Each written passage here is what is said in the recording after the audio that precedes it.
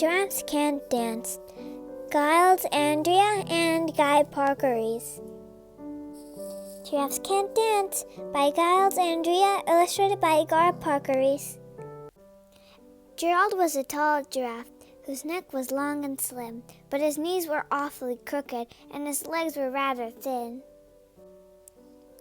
He was very good at standing still and munching shoots of trees, but when he tried to run around, he buckled at the knees.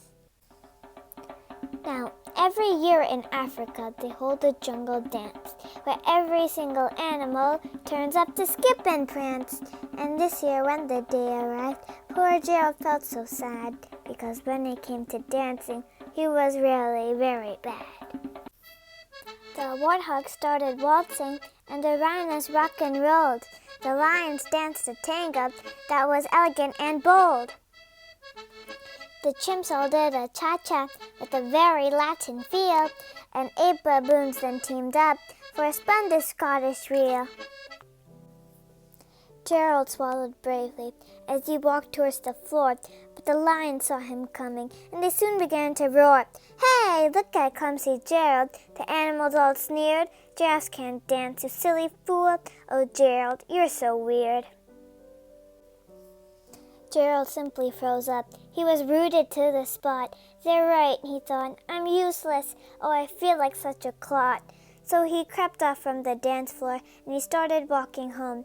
You've never felt so sad before, so sad and so alone.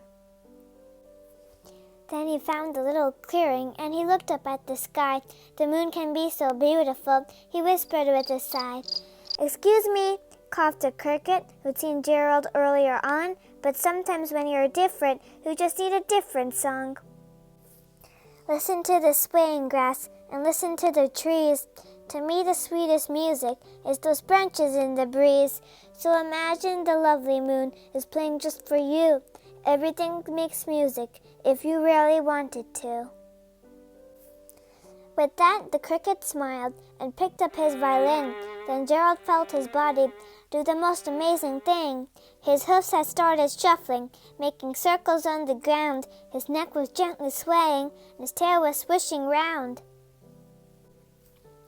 He threw his legs out sideways, and he swung them everywhere. Then he did a backward somersault and leapt up in the air. Gerald felt so wonderful. His mouth was open wide. "I am dancing! Yes, I'm dancing! I am dancing!" Gerald cried.